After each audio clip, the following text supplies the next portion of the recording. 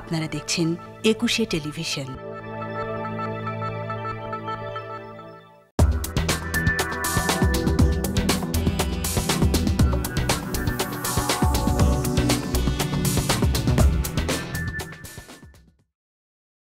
আমন্ত্রণ একুশের রাতে। আমাদের আজকের বিষয় রাজনৈতিক ঐকমত্য নাকি মতৈক্য। আমাদের সঙ্গে আছেন বিএনপির গবেষণা বিষয়ক সম্পাদক কৃষিবিদ মোহাম্মদ শামীমুর রহমান শামীম এবং ডক্টর মোহাম্মদ রেজাউল করিম, সদস্য কেন্দ্রীয় কর্মপরিষদ ও সেক্রেটারি বাংলাদেশ জামায়াত ইসলামী, ঢাকা মহানগর উত্তর। আপনাদের দুজনকেই স্বাগত জানাচ্ছি একুশের স্টুডিওতে। আমাদের বিষয় শুনেই আজকে বুঝতে পারছেন যে আজকে আলোচনার বিষয় যে রাজনীতিতে ঐকমত্য নাকি মতৈক্য। এই বিষয়টি নিয়ে বেশ কয়েকদিন ধরেই আলোচনা চলছে এবং সর্বশেষ গতকালও যার যার রাজনৈতিক দলগুলো যার যার অবস্থান থেকে জাতিসংঘ মহাসচিবের কাছে তাদের অবস্থান তুলে ধরেছেন যে আসলে কি চান তারা। সেক্ষেত্রে বিএনপি যে আগের অবস্থানে ছিল সেটাই বলছে যে তারা ন্যূনতম সংস্কার শেষে একটি জরুরি নির্বাচন দেখতে চান। আর জাতীয় নাগরিক পার্টির পক্ষ থেকে বলা হয়েছে যে সংস্কারের বিষয়ে গুরুত্ব দেওয়া হয়েছে এবং গণপরিষদ নির্বাচনের কথা বলা হয়েছে। একটা টানাপোড়েন বা মতবিরোধ, রাজনীতিতে মতবিরোধ থাকবেই, কিন্তু কিছু জায়গায় যে ঐকমত্যের বিষয় হয় জাতীয় খাতিরে জাতির, সেই বিষয়টা আসলে কিভাবে দেখছেন? মতৈক্য বা ঐকমত্য কিভাবে? ধন্যবাদ হাসান জাকির ভাই, আজকের এই অনুষ্ঠানের সম্মানিত উপস্থাপক। আমার সাথে উপস্থিত রয়েছেন জামায়াত ইসলামী উত্তরের সেক্রেটারি জেনারেল এবং কর্মপরিষদ সদস্য কেন্দ্রীয় কমিটি ডক্টর রেজাউল করিম। আমাদের সাথে যারা যুক্ত রয়েছেন দেশ বিদেশে, সবাইকে আমি মাহে রমজানের শুভেচ্ছা সালাম এবং আন্তরিকভাবে সালাম জানাচ্ছি তাদের সবাইকে। আপনি গুরুত্বপূর্ণ প্রশ্নের অবতারণা করেছেন বর্তমান বাংলাদেশের চলমান রাজনৈতিক প্রেক্ষাপটে। দেখুন, আমরা সবসময় বলে আসছি এই ফ্যাসিবাদের বিরুদ্ধে জনগণের বিশাল ঐক্য গড়ে ওঠার মধ্য দিয়ে গত 17 বছরের আন্দোলন সংগ্রামের মধ্যে দিয়ে সর্বশেষে ছাত্র জনতার এই কোটা বিরোধী আন্দোলন স্বৈরাচারের পতনকে চূড়ান্ত পর্যায়ে পতিত করেছে, নিশ্চিত করেছে। দীর্ঘ 17 বছর মানুষ আন্দোলন করেছে দেশে গণতন্ত্র, মানুষের অধিকার, ন্যায় বিচার, মত প্রকাশের অধিকার, ভোটের অধিকার, গণতন্ত্র, সমস্ত নাগরিক অধিকার ফিরিয়ে দেওয়ার জন্য লড়াই করেছে। এর জন্য মানুষকে, বিরোধী দলকে, হাজার হাজার নেতাকর্মীকে জীবন দিতে হয়েছে এই গণতান্ত্রিক 17 বছর আন্দোলনে। চূড়ান্ত আন্দোলনে ছাত্রদের সাথে সব রাজনৈতিক দল ঐক্যবদ্ধ হয়ে হাসিনার পতন নিশ্চিত হয়েছে। আজকে কিন্তু একটা আকাঙ্ক্ষা থেকে আমরা প্রত্যাশা করছি বাংলাদেশকে গণতান্ত্রিক শাসন ব্যবস্থায় ফিরে আনা। সেটা কিসের মাধ্যমে? একটি মাত্র নির্বাচনের মাধ্যমে সেটা হতে পারে, জনগণের ভোটাধিকার ফিরিয়ে দেওয়ার মধ্যে। গত প্রায় 16-17 বছর যতগুলো নির্বাচন হয়েছে, স্থানীয় ইউনিয়ন পরিষদ বলেন, উপজেলা বলেন, পৌরসভা বলেন, সিটি কর্পোরেশন বলেন, জাতীয় নির্বাচন বলেন, ভোট দখল করে প্রহসনের নীল নকশার নির্বাচন, সাজানো পাতানোর নির্বাচন করে কোনো ভোট কেন্দ্রে মানুষ ভোট দিতে পারে নাই। এটি হলো বাংলাদেশের নির্বাচনী ব্যবস্থার চিত্র আমরা দেখেছি। জোর করে অবৈধভাবে রাষ্ট্র ক্ষমতাকে দখল করে তারা ক্ষমতায় রয়েছে। এদেশের মানুষের প্রত্যাশা, আজকে আমাদের ছাত্ররা নতুন দল করেছে, আমরা তাদেরকে স্বাগত জানাই। তাদের লক্ষ্য উদ্দেশ্য নিয়ে মানুষের কাছে যাবে। জনগণ যদি তাদের সমর্থন করে অবশ্যই তারা সমর্থন নিয়ে রাষ্ট্রের ক্ষমতায় আসবে, জনগণ যদি তাদেরকে ভোট দেয়। কিন্তু এমন কিছু আমরা আশঙ্কা করছি এই অন্তর্বর্তীকালীন সরকারের পৃষ্ঠপোষকতায় যেন এই সরকার প্রশ্নবিদ্ধ না হয়। এই সরকারের নিরপেক্ষতা বজায় রাখতে হবে। সুষ্ঠু, অবাধ, নিরপেক্ষ নির্বাচন এই সরকারকে নিশ্চিত করতে হবে। কোনো দলের প্রতি বায়াস না হয়ে সব রাজনৈতিক দলকে সমান সুযোগ দিয়ে জনগণের ভোটাধিকার ফিরিয়ে দিয়ে এই সরকারের সবচেয়ে বড় চ্যালেঞ্জ হলো একটি সুষ্ঠু, অবাধ, নিরপেক্ষ নির্বাচন জাতিকে উপহার দেওয়া। এই নির্বাচন দিতে যদি সরকার ব্যর্থ হয়, ইতিহাস ভিন্নভাবে রচিত হবে। সবচেয়ে বড় চ্যালেঞ্জ হলো এই সরকারের। আজকে যদি আপনার এই সরকারের ম্যান্ডেট কি? এই অন্তর্বর্তীকালীন সরকারের প্রধান ম্যান্ডেট হলো সুষ্ঠু, অবাধ, নিরপেক্ষ নির্বাচন সম্পন্ন করা। হ্যাঁ, এই সুষ্ঠু, অবাধ, নিরপেক্ষ নির্বাচনের জন্য কতগুলো গুরুত্বপূর্ণ বিষয় সংস্কারের প্রয়োজন হচ্ছে। সংস্কার একটা চলমান প্রক্রিয়া। আপনি দীর্ঘ সময় ধরে সংস্কারের নামে নির্বাচনকে যদি দীর্ঘায়িত করেন, জনগণ একটি শঙ্কার মধ্যে পড়বে, বিক্ষুব্ধ হবে এবং এই সরকার অনাস্থা জ্ঞাপন করবে এই সরকারের প্রতি। কারণ জনগণ সুষ্ঠুভাবে ভোটের মাধ্যমে তাদের ভোটাধিকার প্রয়োগ করে একটি গণতান্ত্রিক শাসন ব্যবস্থায় ফিরে আসতে চায়। তাদের নির্বাচিত প্রতিনিধিদের মাধ্যমেই এই সরকার পরিচালনা করতে চায়, এটা জনগণ দেখতে চায়। এখানে যদি বাধার সৃষ্টি হয় বা অন্য চিন্তা করে, এটা কাঙ্ক্ষিত হবে না, জনগণের প্রত্যাশার বাইরে চলে যাবে। এই সরকারের সবচেয়ে বড় চ্যালেঞ্জ হলো আপনার গণপরিষদ নির্বাচনের কথা বলছেন। গণপরিষদ নির্বাচন তো এই সরকারের ম্যান্ডেট না। এই সরকারের সবচেয়ে বড় ম্যান্ডেট হলো জাতীয় নির্বাচন উপহার, নির্বাচন করা এবং সংস্কারের বিষয়টি। সংস্কার বিরোধিতা করছে। আরেকটি বিষয় আছে, বিচারের কথাও বলা হচ্ছে, আরেকজন কেউ বিচারের কথাও বলা হচ্ছে যে বিচার সম্পন্ন করতে হবে, তারপর বিচার তো আপনাকে এই সরকার যে গুম খুম হত্যা করেছে, বিচার বহির্ভূত হত্যাকাণ্ড করেছে, অবশ্যই জনগণের মধ্যে সবার ঐক্য রয়েছে। এই সরকারের যত খারাপ কাজ করেছে, হত্যা, গুম করেছে, লুটপাট করেছে, সবেরই বিচার প্রক্রিয়া স্বচ্ছতার সাথে আপনাকে দৃষ্টান্তমূলক বিচারের আওতায় তাদেরকে দৃশ্যমান জনগণ দেখতে চায়। এটা চলমান প্রক্রিয়া। অবশ্যই সরকার দ্রুত সময় এই খুনিদেরকে, এই লুটেরা, তাদেরকে বিচারের আওতায় নিয়ে দেশবাসী দেখতে চায়। এটা নিয়ে তো কেউ বিরোধ করছে না। সমস্ত পলিটিক্যাল পার্টিরা সবাই ঐক্যবদ্ধ ফ্যাসিস্ট সরকারের এই দুর্নীতি, গুম খুম, হত্যা, বিচার বহির্ভূত হত্যাকাণ্ডের সাথে যারা জড়িত তাদেরকে আইনের আওতায় এনে দ্রুততম সময়ের মধ্যে এই ফ্যাসিবাদের, আওয়ামী লীগের যারা রয়েছে তাদেরকে বিচার করতে হবে। শুধু আওয়ামী লীগের না, আমলারা রয়েছে, আওয়ামী লীগের যারা রয়েছে তাদেরকে বিচারের আওতায়, এটার ব্যাপারে জনগণের ঐক্য রয়েছে, পলিটিক্যাল পার্টির ঐক্য রয়েছে। কিন্তু এখানে সমস্যা হচ্ছে আপনার এই অন্তর্বর্তীকালীন সরকার যেন কিংস পার্টির আদলে পৃষ্ঠপোষকতা দিয়ে জনগণের নিরপেক্ষতা ধরে রাখতে হবে। অবশ্যই রাজনৈতিক দলগুলোর সাথে সমাচরণ তাদেরকে করতে হবে, নিরপেক্ষতা বজায় রাখতে হবে এই সরকারকে। সমস্ত রাজনৈতিক দলকে সমান সুযোগ দিতে হবে। আপনি যদি একটি রাজনৈতিক দলের কথা মতো আপনি গণপরিষদ অন্য পলিটিক্যাল পার্টির সাথে আলোচনা না করে, লেট আস এ ডায়লগ, অন্য পলিটিক্যাল পার্টিরা যারা রয়েছে স্টেক হোল্ডার, তাদের তো মতামত নিতে হবে। বিএনপি দল হলো এই দেশের সবচেয়ে বড় এবং জনপ্রিয় রাজনৈতিক দল, সংখ্যাগরিষ্ঠ মানুষের প্রতিনিধিত্ব করে জাতীয়তাবাদী দল। যখনই সুষ্ঠু নির্বাচন হয়েছে, বিএনপি রাষ্ট্রীয় ক্ষমতায় এসেছে ভোটের মাধ্যমে। জামাত ইসলাম রয়েছে, অন্যান্য পলিটিক্যাল ফ্রন্টের আন্দোলন করেছে, ছোটোখাটো দলরা রয়েছে, তাদেরও ভূমিকা রয়েছে ফ্যাসিবাদের বিরুদ্ধে আন্দোলন। তাদেরই মতামত নিতে হবে, তাদের মতামত নিয়েই আপনি করতে পারবেন। একটা পার্টি আপনার দাবি করলো গণপরিষদ নির্বাচন, আপনি সেটা তো হুট করে করতে পারবেন না, এটা প্রশ্নবিদ্ধ থেকে দেবে। সব দলেরই একটি মতামতের প্রয়োজন আছে। এই জন্য আমরা আপনার কথা বুঝতে পেরেছি। আমাদের সঙ্গে আছেন জামায়াত নেতা ডক্টর মোহাম্মদ রেজাউল করিম। আপনি কি এই বিষয়ে একমত যে আসলে যে সব দলের সঙ্গে মতামত নিয়ে একটি সিদ্ধান্ত নিতে হবে এবং সব দলের জন্য সমান লেভেল প্লেইং ফিল্ড থাকে? আসসালামু আলাইকুম রহমতুল্লাহ, বিসমিল্লাহির রহমানির রহিম। আজকের ইটিভির দর্শক শ্রোতা মণ্ডলী, মাহে রমাদানের এই দিনে সবাইকে শুভেচ্ছা। আমাদের সঞ্চালক হাসান জাকির ভাই এবং আমাদের বিএনপির তথ্য গবেষণা সম্পাদক আমাদের শামীম ভাই আমাদের সাথে উপস্থিত আছেন। শামীম ভাই একটু আগে বলেছেন, আসলে আমাদের পলিটিক্যাল একটা ডিজাস্টার কিন্তু দেশে হয়ে গেছে এবং বিগত 15 বছর এখানে মানুষের কোনো সাংবিধানিক কনস্টিটিউশনাল রাইট এখানে ছিল না এবং মানুষের মৌলিক যে অধিকারগুলো, অর্থাৎ যেগুলোর মাধ্যমে মানুষ তার নাগরিকত্ব বা নাগরিক অধিকার, যেটা ভোটের অধিকার, এগুলো কিন্তু এখানে ছিল না। সুতরাং আমরা সেই জায়গা থেকে বলতে পারি যে মানুষ তার অধিকার হারিয়ে এই বৈষম্যের বিরুদ্ধে যে আন্দোলন, সেটারই 2006 সালের 28 অক্টোবর লগি বৈঠা দিয়ে রাজপথে মানুষ হত্যার মাধ্যমে আওয়ামী লীগ যে ফ্যাসিবাদ এখানে সূচনা করেছে, তার চূড়ান্ত পর্যায়টা ছিল 2024-এর 5 আগস্ট এবং এখানে হাজার হাজার ছাত্র জনতার জীবন দেওয়ার মাধ্যমে আহত হওয়ার মাধ্যমে সেই দৃশ্যটা আমরা দেখেছি।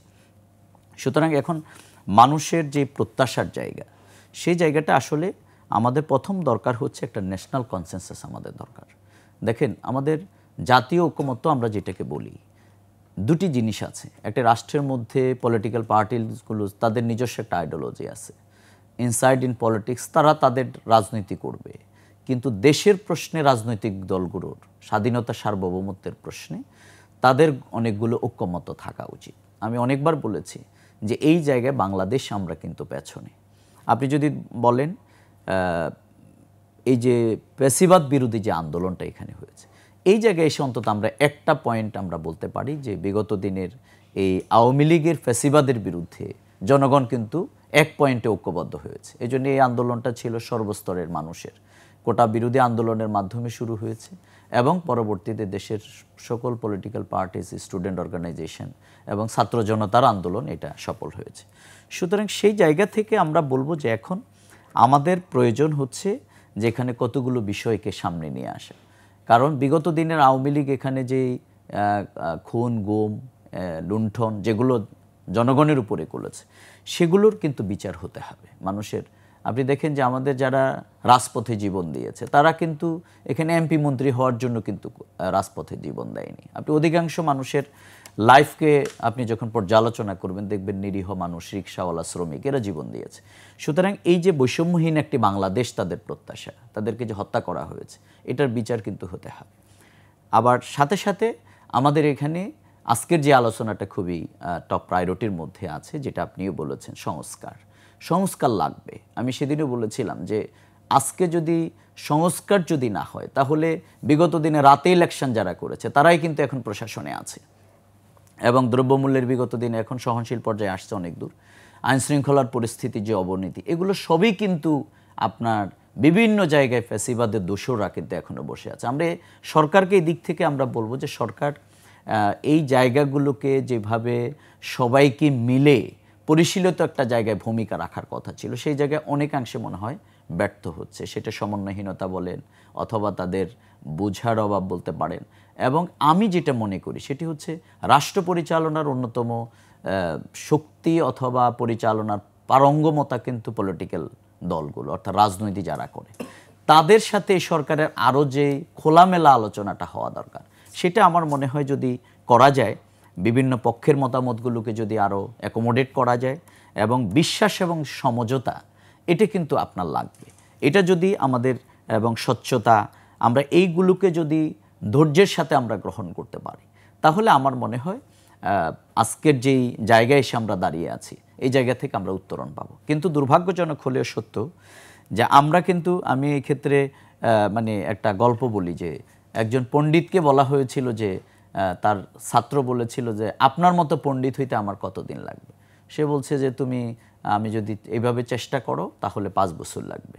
তো বলছে যদি আমি ডাবল সময় দিই তাহলে 10 বছর লাগবে। বলছে আমি যদি 24 ঘন্টাই সময় দিই তাহলে কত বছর লাগবে? বলছে 15 বছর লাগবে। তো বলছে যে আমি যত সময় বাড়িয়ে দিচ্ছি তত আপনি ওই দিকে সময় বাড়াচ্ছেন কেন? বলছে তোমার অধৈর্যের কারণে।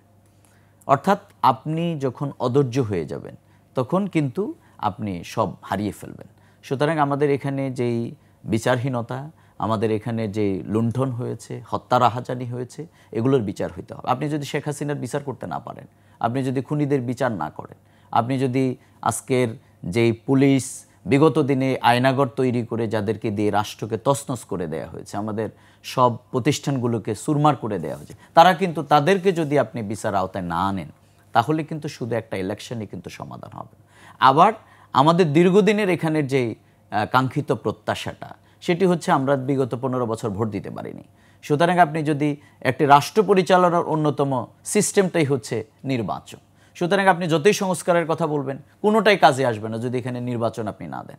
কিন্তু সরকারকে এই ব্যাপারে সুনির্দিষ্ট রোড ম্যাপ কিন্তু তৈরি করতে হবে। আপনি 15 বছরের জঞ্জাল আপনি কয়েক মাসে কিন্তু আপনাদের পক্ষ থেকে তো রোড ম্যাপের দাবি করা হয়নি, বরং বিএনপির পক্ষ থেকে আমরা গতকালকেও আমাদের ইফতার মাহফিল একবারে রিসেন্ট, আপনি আজকের পত্রিকায় দেখেন যে আমাদের আমিরে জামাত বলছেন যে অবশ্যই সরকারকে নির্বাচনের রোড ম্যাপ দিতে হবে। বিএনপি এই বিষয়ে অনেক বেশি সোচ্চার রোড ম্যাপের বিষয়। আপনারা হয়তো গতকালকে আমরা আমাদের এইটা আমাদের বরাবরই বক্তব্য ছিল, কিন্তু আমাদের এর সাথে যে সংস্কার লাগবে। আপনি শুধু একটা ইলেকশন হইলে হবে না। আবার আপনি এখানে যাদের আজকে বিগত দিনে এগুলো সব করেছে তাদের আপনি বিচার করবেন না, সেটাও আপনি ডিলে করবেন, তাও কিন্তু হবে না।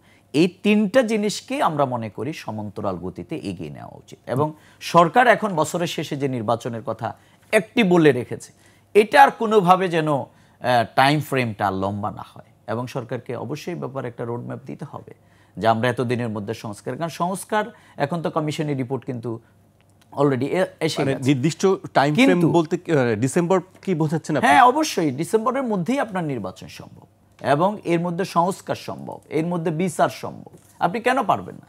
রাষ্ট্রই তো সব করে। আপনি দেখেন নারী নির্যাতন, আসিয়া যখন নির্যাতিত হলো তখন কি হইলো? তখন সবাই মিলে আলোচনা করলো যে আমাদের আমরা 7 দিনের মধ্যে রিপোর্ট দিতে হবে, 90 দিনের মধ্যে বিচার করতে হবে, যেটা যুগ যুগ ধরে কিন্তু এগুলো ঘুরতে থাকতো। তার মানে হচ্ছে this is the frame work. আপনি যদি টাইম ফ্রেম ঠিক করে ফেলেন আপনার পক্ষে সময়। বিএনপিও কিন্তু আমরা জানি যে ডিসেম্বরকে ধরে প্রস্তুতি নিচ্ছে। তাহলে আপনি একটি কথা বললেন যে বিএনপি ধৈর্যহীন হয়ে যাচ্ছে, এই সঙ্গে কি আপনি একমত? আসলে ধৈর্যহীন হওয়ার কথা বলছে কেন? শামীমুর রহমান শামী, আপনার কাছে জানতে চাচ্ছি। আমি রেজাল ভাইয়ের সাথে একটু দ্বিমত পোষণ করি। বিএনপি কখনো ধৈর্যশীল হয়নি। বিএনপি প্রথম থেকে বলছে একটি সুষ্ঠু অবাধ নিরপেক্ষ নির্বাচনের জন্য গুরুত্বপূর্ণ বিষয় যেগুলো নির্বাচনের সাথে সংশ্লিষ্ট, যেমন ধরেন নির্বাচন কমিশন, নির্বাচনী ব্যবস্থার সংস্কার প্রয়োজন, সুষ্ঠু নির্বাচনের জন্য। আইন শৃঙ্খলা রক্ষা করে বাহিনী, পুলিশ আমাদের ডিস্ট্রয় হয়ে গেছে গত 17 বছর। পুলিশ বিভাগে আমাদের পর্যাপ্ত সংস্কার প্রয়োজন। আমাদের সিভিল প্রশাসনে, আমলাতান্ত্রিক প্রশাসনে আমাদের ব্যাপক সংস্কার প্রয়োজন। কারণ গত বছরে এই সেক্টরগুলো ধ্বংস হয়ে গেছে। পুলিশ বিভাগ, সিভিল প্রশাসন, আমাদের বিচার বিভাগ, আমাদের নির্বাচনী ব্যবস্থা, এই জায়গায় গুরুত্বপূর্ণ বিষয় সংস্কার করে প্রায়োরিটি দিই। সব বিষয় সংস্কার করে তো দীর্ঘ সময় টাইম নিয়ে আপনি সেটা করতে পারবেন না। এটার কাজও না অন্তর্বর্তীকালীন সরকারের। সংস্কারের জন্য বিশাল স্তূপ জমাকৃত রয়েছে প্রধান উপদেষ্টার কাছে। প্রত্যেকটা সেক্টরের সংস্কার প্রয়োজন। এটা চলমান প্রক্রিয়া। এটা একটা অন্তর্বর্তীকালীন সরকার আসছে সুষ্ঠু নির্বাচনের পরে একটি সুষ্ঠু ক্রেডিবল সবার অংশগ্রহণে একটা জাতিকে একটা গ্রহণযোগ্য নির্বাচন উপহার দেওয়াই একটি সবচেয়ে বড় চ্যালেঞ্জ। এইটা করার জন্য যা যা সংস্কার প্রয়োজন আমাদের নির্বাচনী ব্যবস্থার, নির্বাচন কমিশনের, আমাদের বিচার বিভাগের, আমাদের আমলা, সিভিল প্রশাসন এবং পুলিশে, এইগুলো গুরুত্বপূর্ণ বিষয়ে আপনাকে দ্রুততম সময়ে আপনি সংস্কার করে 6টি সংস্কার কমিশনের প্রস্তাব এর মধ্যে দিয়েছেন রাজনৈতিক দলগুলোর কাছে।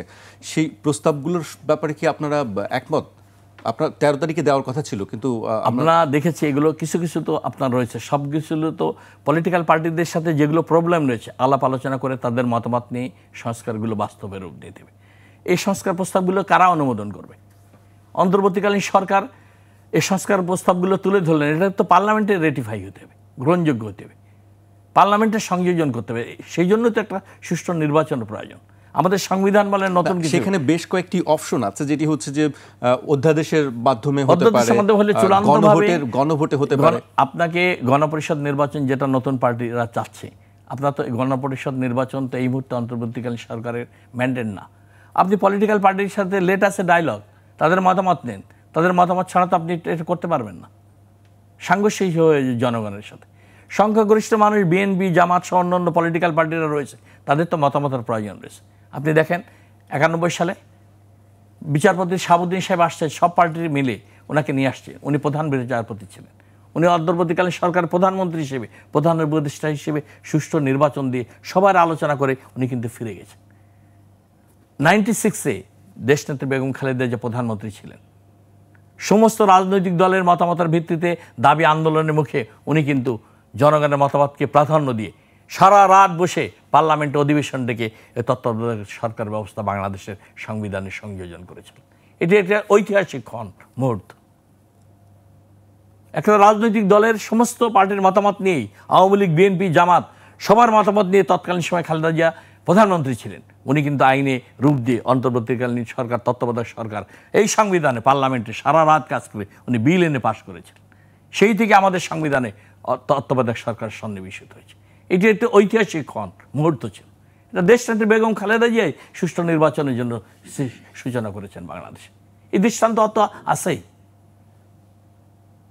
আপনাদের বিরুদ্ধে অধৈর্য, কোনো অধৈর্য না। আমরা আমাদের ভারপ্রাপ্ত চেয়ারম্যান সাহেব বারবার বলেছেন, মহাসচিব সাহেব, জাতীয় নেতৃবৃন্দ বলেছেন, আমরা কখনো অধৈর্য হইনি। আমরা বলছি সময় দিয়েছি এই সরকারকে। প্রত্যেকটি অন্তর্বর্তীকালীন সরকার যতগুলো সুষ্ঠু নির্বাচন করেছেন, বিচারপতি শাহাবুদ্দিন থেকে শুরু করে আপনি এমনকি মঈন ফখরুদ্দিন, একটি নির্বাচিত সরকারকে রাতের অন্ধকারে বিএনপির নির্বাচিত সরকারকে হটিয়ে তারা ক্ষমতা দখল করেছে। তারাও কিন্তু আপনার নির্বাচন দিয়ে দিয়েছে। বিএনপি কিন্তু আন্দোলন করেছে, চেষ্টা করেছে, কিন্তু বিএনপির বিরুদ্ধে কু করেই তারা নির্বাচন করেছে। দেশনেত্রী বেগম খালেদা জিয়া, খন্দকার দেলোয়ার হোসেনের আজকে মৃত্যু দিবস 14তম, তিনি আন্দোলন করে কিন্তু এই সামরিক শাসন দীর্ঘায়িত হয়নি। খালেদা জিয়া তখন জেলে, উনি আন্দোলন করেছে প্রেরণা দিয়ে। এই শেখ হাসিনা তখন দেশের বাইরে পালিয়ে চলে গেছে। দেশনেত্রী বেগম খালেদা জিয়া দেশে থেকে, কারান্তরীণ থেকে নির্দেশনা দিয়ে এই জনগণের সমর্থন নিয়ে মঈন ফখরুদ্দিনের বিরুদ্ধে আন্দোলন গড়ে তুলে সরকারকে বাধ্য করেছে সুষ্ঠু নির্বাচন দিতে। তারপরেও সুষ্ঠু নির্বাচন হয়নি, কারচুপির নির্বাচন। আমরা জানি 2009 সালে কি নির্বাচন তারা করেছে, মঈন ফখরুদ্দিন সরকার। সেটি আমরা সবাই প্রশ্নবিদ্ধ নির্বাচন। তারপরে তো গণতান্ত্রিক পন্থায় ফিরে আসছে দেশে। আপনাকে তো প্রত্যেকটা অন্তর্বর্তীকালীন সরকার, তত্ত্বাবধায়ক সরকার 3 মাসে সংস্কার করে দিয়ে আলোচনা করে চলে গেছে, তারা সুষ্ঠু নির্বাচন দিয়ে চলে গেছে। বিচারপতি শাহাবুদ্দিন সাহেব, বিচারপতি লতিফুর রহমান সাহেব, এই দৃষ্টান্ত তো আছেই। ডিসেম্বর আগে তো অনেক সময় পাচ্ছে এই সরকার, 1.5 বছরের বেশি সময় পাচ্ছে।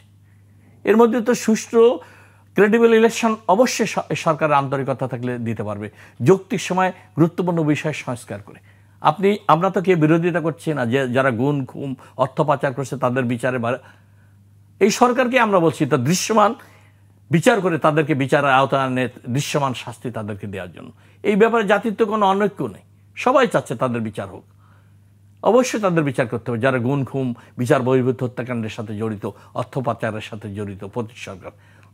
তার মানে এই না এই সরকারকে দীর্ঘ সময় সংস্কারের জন্য আপনি সময় দেবেন, বিচারের জন্য সময় দেবেন, নির্বাচনকে দীর্ঘায়িত করবেন। এখন তো সেটা আমরা বুঝতে পেরেছি। আমরা মোহাম্মদ রেজাল করিমের কাছে জানতে চাই যে কালক্ষেপণের একটা অভিযোগ বিএনপির পক্ষ থেকে করা হচ্ছে যে ডিসেম্বরের পরেও সেই সময়টি যাবে কিনা, বা অনেক আমরা শুনেছি যে 26 জুন পর্যন্ত যেতে পারে সময়টা।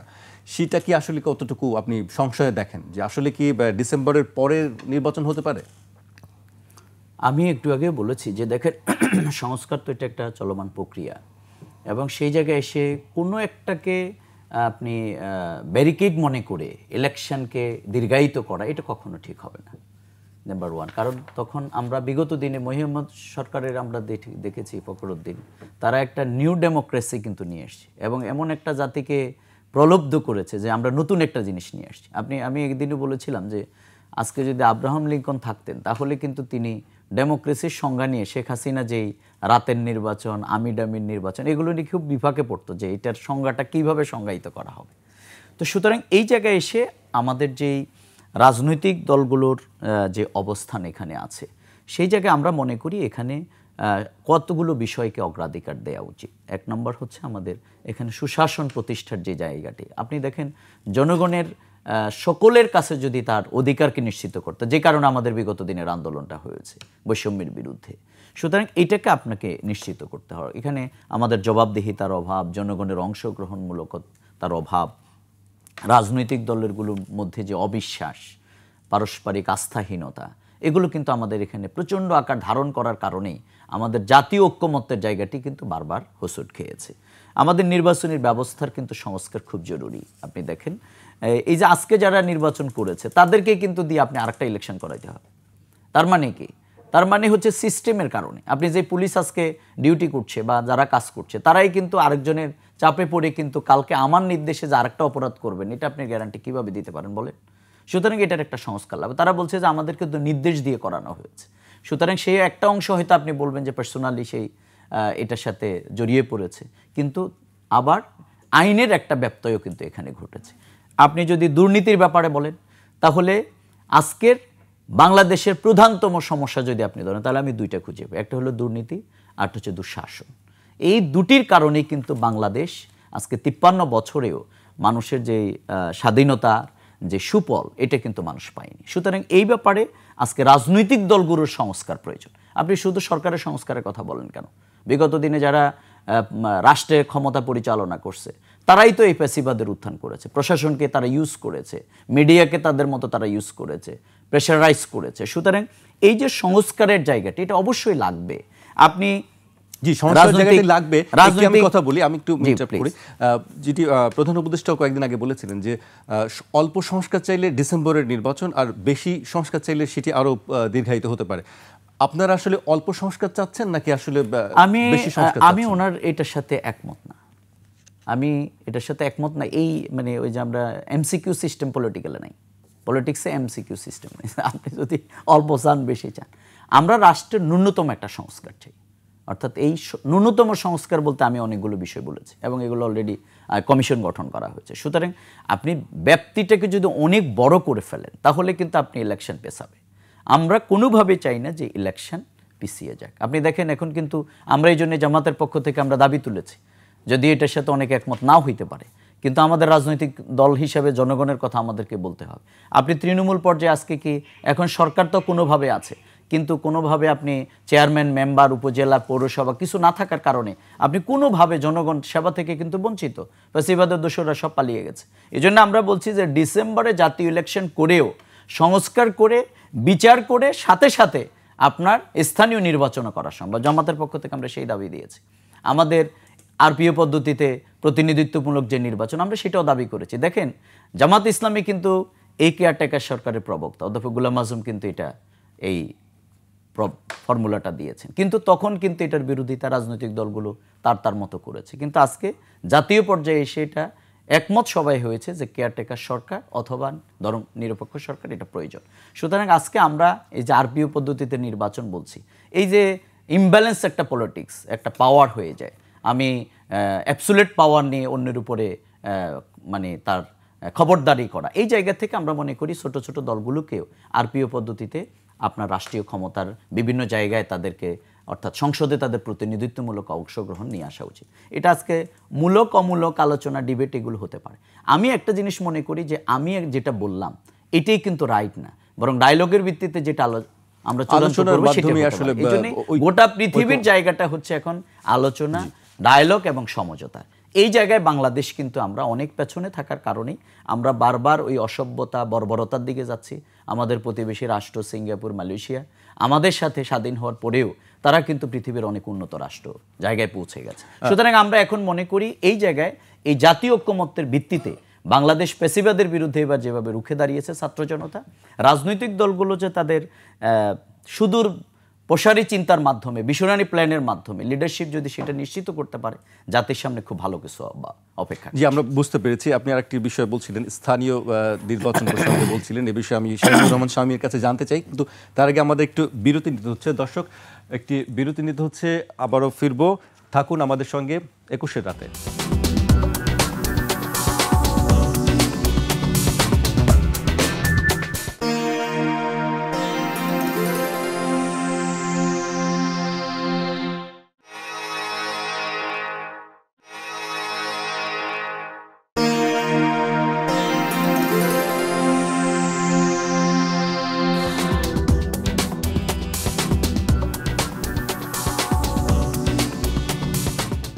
বিরতির পর আবারও স্বাগত 21 রাতে। আমাদের আজকের বিষয়ে রাজনীতিতে ঐক্যমত্য নাকি মতৈক্য। বিরতিতে যাবার আগে আমরা বলছিলাম যে নির্বাচনের এবং সংস্কার বিষয়, এর মধ্যে ডক্টর রেজাউল করিম একটি বিষয় বললেন, যেটি হচ্ছে যে স্থানীয় সরকার নির্বাচন। বিএনপি বলেছে যে এই মুহূর্তে স্থানীয় সরকার নির্বাচনের কোনো অবস্থা নেই। জি, আপনি এই বিষয়টি কিভাবে দেখেন? ধন্যবাদ আপনাকে। বিএনপি প্রথম থেকে এটা বলেছে, আমাদের জাতীয় নেতৃবৃন্দ, আমাদের মহাসচিব সহ আমাদের জাতীয় নেতৃবৃন্দ, স্ট্যান্ডিং কমিটির নেতৃবৃন্দরা বলেছেন, দলীয় অবস্থান ব্যাখ্যা করেছেন। আজকে স্থানীয় নির্বাচন, এই সরকারের, অন্তর্বর্তীকালীন সরকারের প্রধান ম্যান্ডেট হলো জাতীয় নির্বাচন। স্থানীয় সরকার নির্বাচন তো স্থানীয় সরকার মন্ত্রণালয়ের আওতাভুক্ত। স্থানীয় সরকার নির্বাচন যদি আগে করতে যান, জাতীয় নির্বাচন দীর্ঘায়িত হবে এবং এটা চ্যালেঞ্জের মুখে পড়ে সারা দেশে আওয়ামী লীগের সময় একদলীয় নির্বাচন করেছে। 600 জন ইউপি নেতাকর্মীরা তৃণমূলের মারা গেছে, একদলীয় নির্বাচন করছে। আপনার তো স্থানীয় সরকার নির্বাচন ম্যান্ডেট নয় অন্তর্বর্তীকালীন সরকারের, জাতীয় ম্যান্ডেট না। জাতীয় ম্যান্ডেট হলো জাতীয় নির্বাচন করা।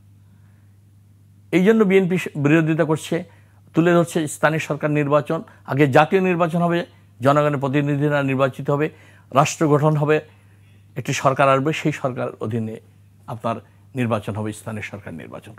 এই জন্য আমাদের ভারপ্রাপ্ত চেয়ারম্যান সাহেব বলেছেন, দেখেন যেটা ভাই বলেছেন, রেজাউল করিম ভাই, দুঃশাসন, দুর্নীতি, লুটপাট, জবাবদিহিতা, সন্ত্রাসমুক্ত, বাধামুক্ত দেশ গড়ার জন্য আমাদের তো গণতন্ত্রকে প্রাতিষ্ঠানিক রূপ দিতে হবে।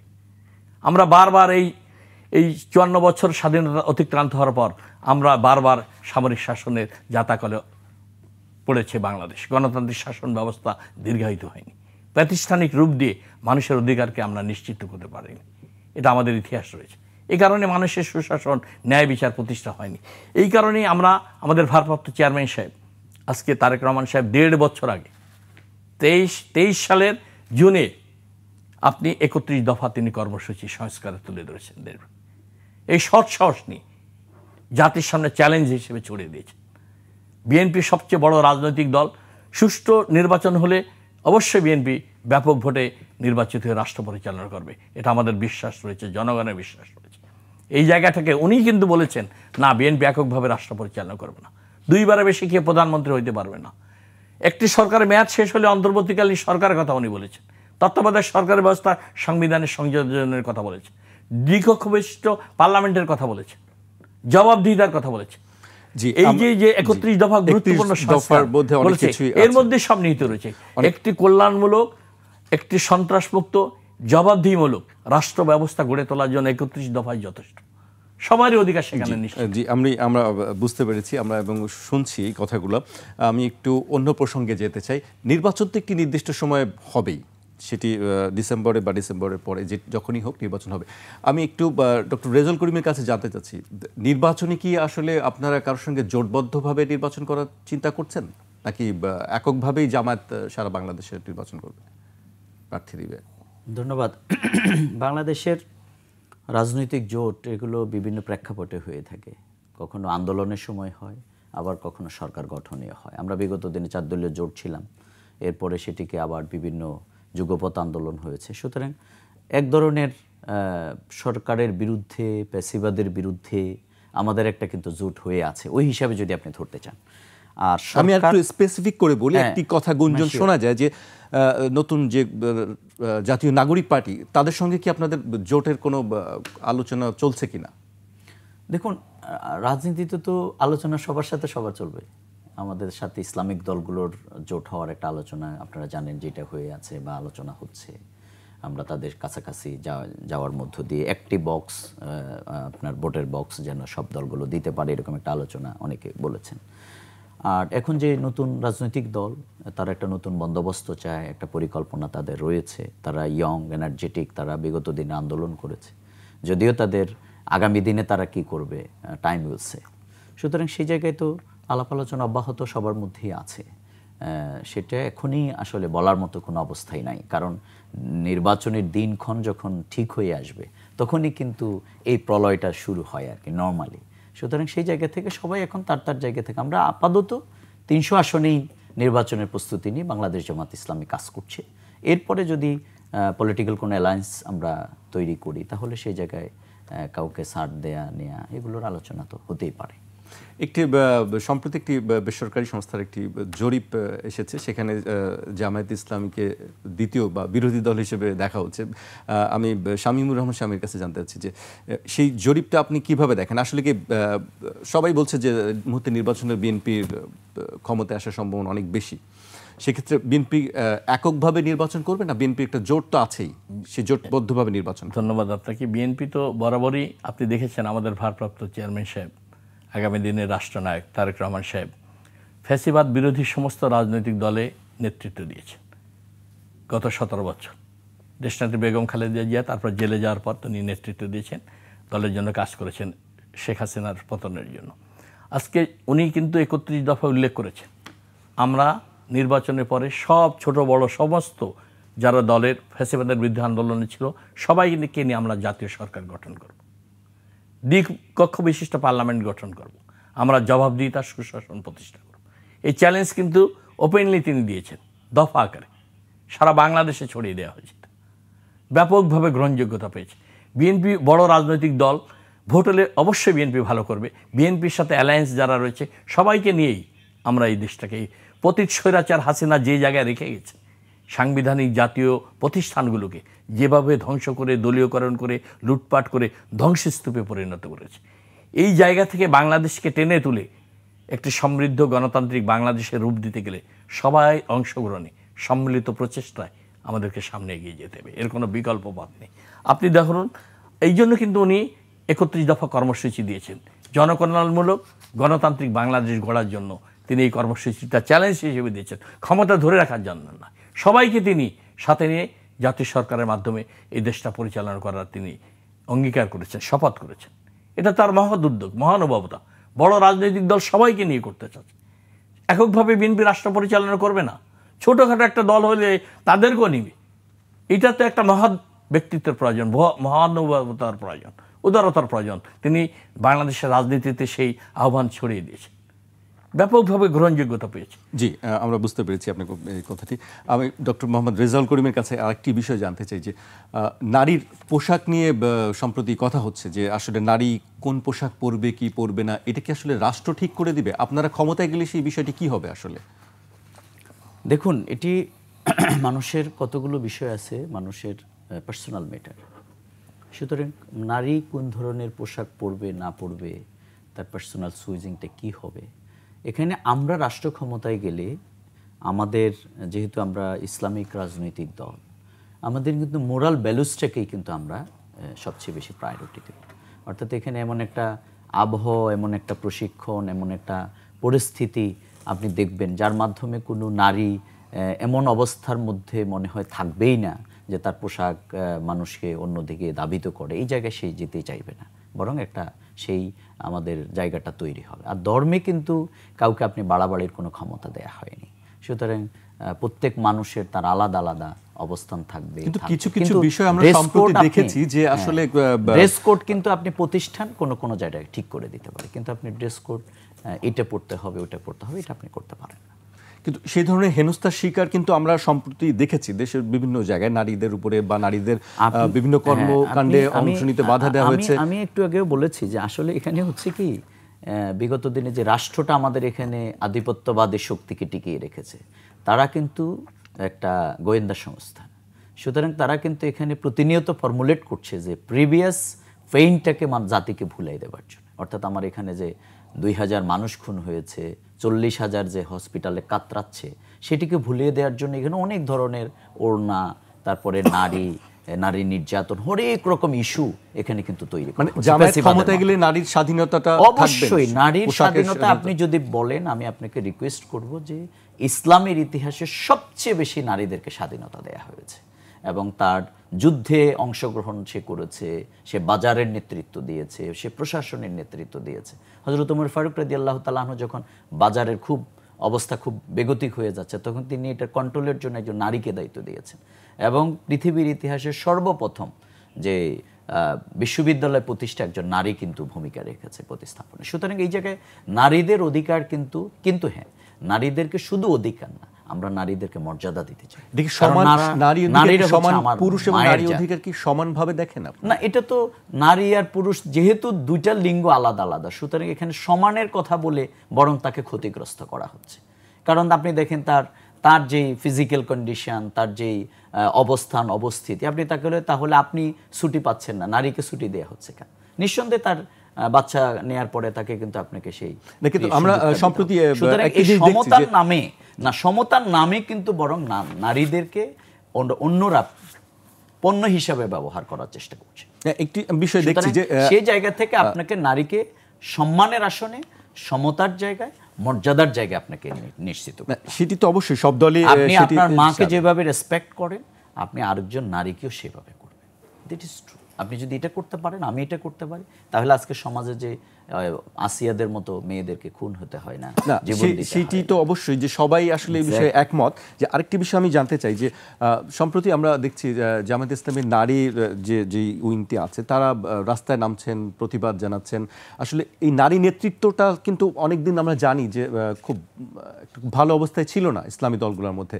এখন সেই জায়গা থেকে জামায়াত কিন্তু রাস্তায় নামছে। না, ইসলামিক দলগুলোর ছিল কি ছিল না সবার আমরা দেখিনি রাস্তায়। জামাত ইসলামীর অলমোস্ট আমাদের বিরাট অংশ কিন্তু নারী, অর্থাৎ যেগুলো আমাদের সিস্টেমে আপনি রোকন বলেন, আমাদের একবারে কেন্দ্রীয় মজলিসে শুরা থেকে শুরু করে সব জায়গায় মাঠ পর্যায়ে আছে নারী পার্টিসিপেশন। কিন্তু আমরা রাস্তায় দেখিনি। আন্দোলন সংগ্রামে যেহেতু গত কয়েকদিনের আপনারা দেখেছেন, তারা তাদের অপিনিয়ন দিয়েছে এবং আগামী দিনে দেশের প্রয়োজনে তারা তাদের বিভিন্ন জায়গায় সেক্টর ওয়াইজ তারা ভূমিকা পালন করবে। আচ্ছা, রাজনৈতিক ক্ষেত্রে কি তাদের উচ্চ নেতৃত্বে যাওয়ার কোনো সুযোগ আছে আপনাদের কাঠামো অনুযায়ী? হ্যাঁ, অবশ্যই ফোরামে তাদের সর্বোচ্চ জায়গায় যাওয়ার সুযোগ রয়েছে, কিন্তু ইসলামে নারীর মানে মূল নেতৃত্বের জায়গা, এটা কিন্তু বিধিনিষেধ আছে। মানে দলের প্রধান হতে পারবেন না? না, দলের এছাড়া অন্যান্য যে পদগুলো আছে সেখানে ফোরামে তারা ওপিনিয়ন দেয়। দেখেন, আপনি কোনো নারীকে কিন্তু আল্লাহর নবী বানান নাই। সুতরাং এই জায়গাগুলো থেকে ইসলামের যে সিস্টেম, ইসলামের যেই গবেষণা এবং আল্লাহর পক্ষ থেকে আল্লাহ তাআলা কোরআনে নারীদেরকে যে মর্যাদার আসনে আসীন করে তাদের অধিকারকে নিশ্চিত করেছেন, সেই জায়গাকে আপনাকে নিশ্চিত করতে হবে। আমরা বুঝতে পেরেছি আপনার আমরা কথা। সেটাই আপনাকে করতে চাই। আপনাকে ধন্যবাদ। আমি জানতে চাইছি যে আসলে ইসলামী দলগুলো নিয়ে বিএনপি কি ভাবছে? বিএনপি কি আসলে ইসলামী দলগুলোর সঙ্গে জোট করবে? দেখেন, বিএনপি সবসময় চাইছে সরকার বিরোধী যারা রয়েছে গণতান্ত্রিক আন্দোলনে, ইসলামী দল, অন্যান্য দল সবাইকে নিয়ে বিএনপি কিন্তু জোট করে আন্দোলন করেছে গত 17 বছর। এই জামাত ইসলামী বলেন, অন্যান্য খেলাফত মজলিস বলেন, যারা আছে সমস্ত ইসলামী দলগুলো কিন্তু বিএনপির সাথে যোগাযোগ ছিল। বিএনপি দেশনেত্রী বেগম খালেদা জিয়া সবার সাথে ঐক্য রেখেই ফ্যাসিবাদ বিরোধী আন্দোলন করেছেন গত 17 বছর। এবং উনি জেলে যাওয়ার পর তারেক রহমানও, আমাদের ভারপ্রাপ্ত চেয়ারম্যান, আগামী দিনের রাষ্ট্রনায়ক, তিনিও সবার সাথে কথা বলছেন, প্রতিনিধি পাঠাচ্ছেন, যোগাযোগ করছেন। যারা গণতান্ত্রিক শক্তি, রাজনৈতিক দল এবং ইসলামী শক্তি, সবার সাথে আমরা আলোচনা করে একটা সৌহার্দ্যপূর্ণ পরিবেশ থেকে জনগণের যে ঐক্য ফ্যাসিবাদের বিরুদ্ধে বিশাল ঐক্য গড়ে উঠেছে, এটার প্রতি শ্রদ্ধা সম্মান রেখে সমস্ত বিরোধী রাজনৈতিক দল, ইসলামী দলগুলোকে সাথে নিয়ে, আলেম ওলামা, ইসলামী দলগুলো সবাইকে ঐক্যবদ্ধ করে আমরা এই রাষ্ট্রকে বিনির্মাণ করতে চাই। এটা কিন্তু দৃঢ়ভাবে উনি বলেছেন এবং সেইভাবে কাজও করে যাচ্ছে। আমরা কিন্তু আজকে যা দেখেন, আপনি আমাদের ভারপ্রাপ্ত চেয়ারম্যান সাহেব প্রত্যেকটা আমাদের লিয়াজো কমিটি করে 20 দলীয় জোট, অন্যান্য যারা আসছে তাদের সবার সাথে, ইসলামী দলগুলোর সাথে প্রতিনিধি পাঠাচ্ছেন, তাদেরকেও আমন্ত্রণ জানাচ্ছেন সবাইকে ঐক্যবদ্ধ করে এই দেশটাকে গড়ার জন্য। তার একটা মহৎ উদ্যোগ রয়েছে, এখানে কোনো ব্যত্যয় নেই। আমরা সবাই মিলে এই ফ্যাসিবাদের বিরুদ্ধে জনগণের যে ঐতিহাসিক বিপ্লব, বিজয় সাধিত হয়েছে, এই বিজয় যাতে নস্যাৎ না হয় সেই জন্য আমাদেরকে প্রধান বিরোধী দল হিসেবে, জনপ্রিয় রাজনৈতিক দল হিসেবে বিএনপি সেই ভূমিকা, দায়িত্বটা পালন করে যাচ্ছে। আজকে বাংলাদেশের সবচেয়ে বহুবিধ সংকটে বাংলাদেশ এসে পড়ছে। সবচেয়ে বড় সংকট বাংলাদেশের স্বাধীনতা, সার্বভৌমত্বের উপর আজকে আঘাত আসছে। এই জিনিসটা অনেকেই ভুলে যাচ্ছে, আড়ালে চলে যাচ্ছে। আমাদের জাতীয় অস্তিত্ব, জাতীয় নিরাপত্তা আজকে বিপন্ন হওয়ার মুখে পড়ে দাঁড়িয়েছে। আজকে আপনি কিছুদিন আগে দেখেছেন সীমান্ত জেলাগুলোতে কিভাবে আমাদেরকে জায়গা দখল করা হচ্ছে, ভূমি আগ্রাসন করা হচ্ছে। আমাদের পৃথিবীর কোনো দেশের ইতিহাসে নাই এভাবে সীমান্তে মানুষকে গুলি করে হত্যা করা। হাসিনা সরকার সেটা পারমিট করেছে, কিন্তু এখন সেটা বছর ধরে আমরা এটা দেখছি। এই অন্তর্বর্তীকালীন সরকার আসার পর আজকে দেখেন সীমান্তের, আজকে বিডিআর, বিজিবি, এদের তো গুলি করার ক্ষমতা হাসিনা আমলে ছিল না। বিডিআরের যে ঐতিহ্য, সহ্য বীর্য ছিল লড়াই করা, আমাদের ছোট রাষ্ট্র হলে আমাদের বিডিআররা ভারতের আগ্রাসন সীমান্তে রক্ষা করেছে, যুদ্ধ করে লড়াই করে জীবন দিয়ে তাদের আমাদের স্বাধীনতা, সার্বভৌমত্ব রক্ষা করেছে আমাদের বিডিআররা। সেই ঐতিহ্য বিডিআরের রয়েছে। আজকে বিজিবি করে তাদেরকে বর্ডার গার্ডে একটা দারোয়ানে পরিণত করা হয়েছে, তাদের গুলি করার ক্ষমতা নেই।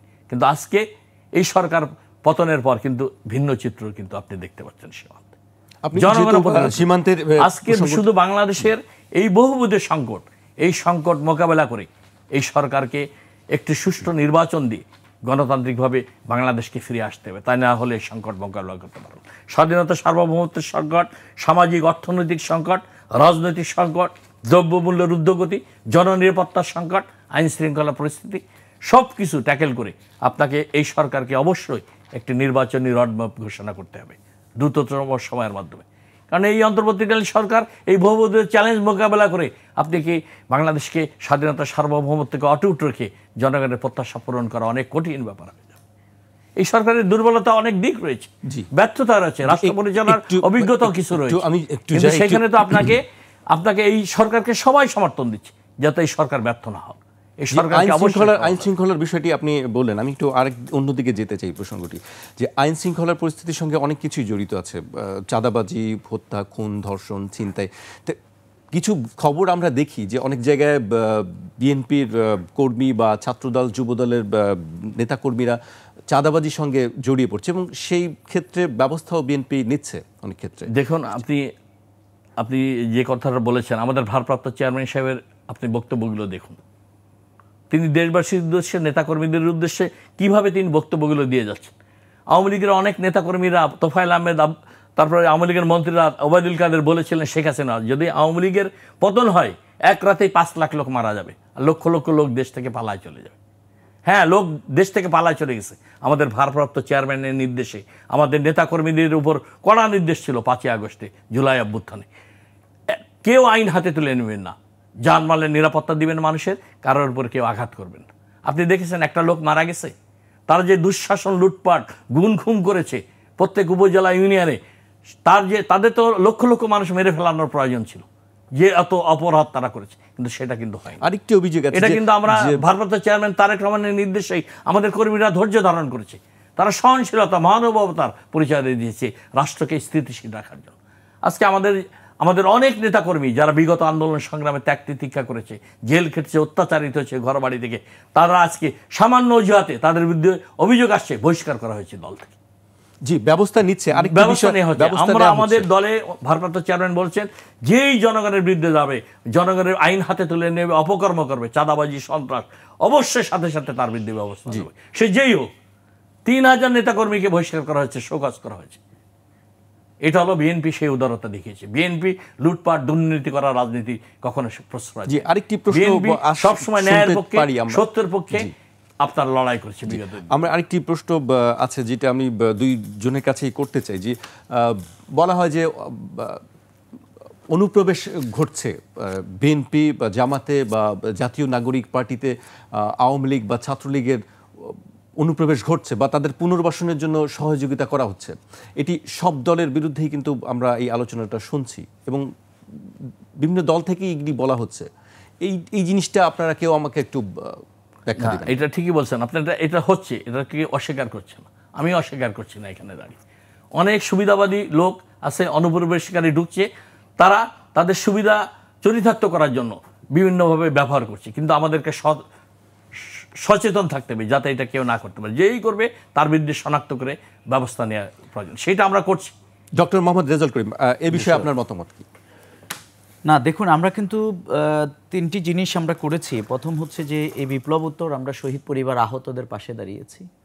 আমরা কিন্তু সব রাজনৈতিক দল মিলেই কিন্তু আমরা হিন্দুদের মন্দির সবগুলো পাহারা দিয়েছি। আমরা কিন্তু পুলিশই যেই মানে থানাগুলো ফেলে দিয়ে তারা অস্ত্রশস্ত্র ফেলে দিয়ে চলে গেছে, আমরা সেখানে কিন্তু ভূমিকা রেখেছি। এই জায়গায় পর্যন্ত আমাদের সবার ঐক্যবদ্ধ ভূমিকা ছিল, কিন্তু পরবর্তীতে বিভিন্ন জায়গা থেকে বিভিন্ন যেগুলো আপনি বলছেন সেগুলো হচ্ছে বিভিন্ন রকম। এখানে তার অন্যতম, আমরা সার্কুলার দিয়ে কিন্তু আমাদের যাতে কোনো আওয়ামী লীগের আমাদের দলে প্রবেশ করতে না পারে সেটা কিন্তু আমাদের সেক্রেটারি জেনারেল সার্কুলার দিয়ে বন্ধ করেছেন। এই ক্ষেত্রে আমরা যেটা মনে করি, আমাদের ফিলিংসটা হচ্ছে যে আপনি যদি ফেসিবাদের কায়দায় যদি কর্মকাণ্ড করেন, তাহলে আমি জামাত ইসলামের কথাই বলি, তাহলে আমাদের পরিণতিও কিন্তু তাদের মতো হবে। আর আমরা যদি আধিপত্যবাদী শক্তি যারা আমাদের দেশের স্বাধীনতা, সার্বভৌমত্ব, ভোটের অধিকার, ভাতের অধিকার 15 বছরে সব কেড়ে নিয়েছে, আপনি যদি কোনো কারণে তাদের ব্লেসিং নিয়ে যদি কিছু অর্জন করতে চান, তাহলে আপনি ব্লেন্ডার একবার মিস্টেক হবে, কিন্তু সেটা একবার বড় ধরনের হবে, মেসাকাট হয়ে যাবে। সুতরাং এই দেশের মানুষ ফ্যাসিবাদের বিরুদ্ধে, আধিপত্যবাদের বিরুদ্ধে, এই দুই শক্তির বিরুদ্ধে জাতির যে ঐক্যবদ্ধ প্রচেষ্টা এবং লড়াই, ছাত্র জনতা, সুতরাং এই জায়গায় এসে নো কম্প্রোমাইজ জামাতের পক্ষ থেকে আমরা সেটাই মনে করি আমাদের হওয়া উচিত। আর আমরা যেটা মনে করি যে রাজনৈতিক দলগুলো রাষ্ট্র পরিচালনা কিভাবে করবে, তাকে তার দল পরিচালনার মাধ্যমে সেটা দেখাতে হবে। অর্থাৎ তার দলীয় সুশৃঙ্খলতা, নেতাকর্মীদের নৈতিক অবস্থান, মানবতার প্রতি, মানুষের প্রতি তার যে ভূমিকা, তার পার্সোনালিটি, তার কন্ট্রিবিউশন, তার ইন্টিগ্রিটি, এগুলোর মাধ্যমেই তাকে প্রমাণ করতে হবে যে আই এম রেডি ফর পাওয়ার। এটা করে আপনাকে বলতে হবে যে আপনি আমাকে সাপোর্ট করেন, অথবা আমার কর্মকাণ্ড তো আপনি দেখলেন, তাহলে সেটা আমি সেই জায়গাটাকে আমরা নিশ্চিত একেবারে শেষ পর্যায়ে চলে এসেছি। আমি শেষে আপনাকে একটি প্রশ্ন আমার কাছে আছে যে সম্প্রতি আমাদের তথ্য উপদেষ্টা একটি ফেসবুকে স্ট্যাটাস দিয়েছেন যে যুদ্ধাপরাধের বিষয়টি তিনি বলেছেন যে জামায়াত ইসলাম যুদ্ধাপরাধের সঙ্গে জড়িত ছিল, এবং আরেকজন উপদেষ্টা বলেছেন যে 24-এর যে গণ অভ্যুত্থান সেটাতে তাদের কাফফারা হয়েছেন। এই বিষয়টি আপনি কিভাবে দেখছেন? দেখুন, আসলে কে কি বললো এগুলো তাদের পার্সোনাল ম্যাটার হিসেবে, এবং ফেসবুক সেটা তার নিজস্ব ওপিনিয়ন, সুতরাং এটা হতেই পারে। বাংলাদেশে যুদ্ধাপরাধের যে বিচার, এটা এখন মানে আন্তর্জাতিকভাবে স্বীকৃত যে এখানে জামাত ইসলামের বিরুদ্ধে এটা একটা ব্লেম, এবং তাদেরকে অন্যায়ভাবে কিন্তু বিচারিক কায়দায় হত্যা করা হয়েছে। আপনি ব্রিটেনের আদালতের যেই রায়টা আছে আপনি সেটা দেখেন, সেখানে কিন্তু সেটাকে ক্যাটাগরিক্যালি তুলে ধরা হয়েছে। সুতরাং এই জায়গায় আপনি শুধু একটা পয়েন্ট আমি বলবো যে এখানে 71-এ যারা এই সমস্ত অপরাধ করেছে তাদের সেই জায়গাটাকে 33,000-এর বিরুদ্ধে মামলা হয়েছিল। এই জায়গায় এসে কিন্তু জামাতের যাদেরকে হত্যা করা হয়েছে তাদের একজনও ছিল না। সুতরাং পলিটিক্যাল টার্গেট করেই কিন্তু আমাদের অগ্রগতির কারণে আমাদের বিরুদ্ধে আওয়ামী লীগ অবস্থানটা নিয়েছে। সুতরাং আমরা যারা বিগত দিনের এই ফ্যাসিবাদ বিরোধী ঐক্যবদ্ধ লড়াইয়ে আমরা ছিলাম, তাদের মুখ থেকে আমরা এগুলো প্রত্যাশা করি না। এগুলো ফ্যাসিবাদের কথাবার্তা। সুতরাং আপনি আজকে হতে পারেন ভালো, কালকে আপনার মুখ থেকে যদি ফ্যাসিবাদের কথা বের, আমরা আপনাকে ফ্যাসিবাদ হিসেবে ট্রিট করব। সুতরাং এই দেশের মানুষ এখন কিন্তু এগুলো পছন্দ করে না, এই পুরাতন রাজনীতি, বস্তা পচা রাজনীতি। বরং মানুষ এখন অনেক অগ্রসর হতে চায়। এবং আমাদের ছাত্র সমাজের একটা স্লোগান ছিল, আমি এটাকে খুব অন করি, সেটি হচ্ছে রক্ত গরম মাথা ঠান্ডা। আর যারা মাথা গরম করবে, রক্ত ঠান্ডা হবে, তারা কিন্তু কিছু করতে পারবে। সুতরাং কে কি বললো it doesn't matter in fact, but আমরা ওয়ার্ক টুগেদার, লেট আস গো। আমরা সামনের দিকে ঐক্যমতের জন্য, দেশের জন্য আমরা সবাই ঐক্যবদ্ধভাবে এগিয়ে যেতে চাই, সেটা আমাদের প্রত্যাশা। জি, আমরা বুঝতে পেরেছি আপনার কথা। বা আমাদের শেষ করতে হচ্ছে আসলে, আজকে একেবারেই সময় নেই। আপনাকে অনেক ধন্যবাদ, আর আপনাকেও ধন্যবাদ ডক্টর হাসান ভাই। আমি এক মিনিট যদি এক মিনিট যদি আমাকে একটু দেন, আমি একটু আমি যেটা দীর্ঘ আলোচনা আমি আপনার কাছে আমি আপনার মাধ্যমে দেশবাসীকে জানাতে চাই, এই সরকারের কাছে আমাদের অনুরোধ, সবাই আমরা এই সরকারকে, আমাদের সরকার, এই সরকার ব্যর্থ হোক আমরা চাই না, এই সরকারকে অবশ্যই সফল হতে হবে। এই সরকার যাতে নিরপেক্ষতা বজায় রাখে এবং এই সরকারের নিরপেক্ষতা যেন ক্ষুণ্ণ না হয়, সব রাজনৈতিক দলের প্রতি সমান আচরণ করে একটি নির্বাচনী রোড ম্যাপের মাধ্যমে সুষ্ঠু অবাধ নির্বাচন জাতিকে উপহার দিবেন, এটি দেশবাসীর পক্ষে। সবাই সেটি আমরা চাই, যে দিন শেষে আসলে ঐকমত্য প্রতিষ্ঠা হোক, সেটি আমরা চাই, কোনো মতৈক্য নয়, বিভেদ নয়। আপনাদেরকে অনেক ধন্যবাদ আমাদেরকে সময় দেওয়ার জন্য। আজকে আমাদেরকে এখানেই শেষ করতে হচ্ছে। দর্শক, কাল আবার দেখা হবে একই সময় অন্য কোনো বিষয় নিয়ে, অন্য কোনো অতিথির সঙ্গে। আপনারা সবাই সুস্থ থাকুন, নিরাপদে থাকুন, আর 21-এর সঙ্গে থাকুন।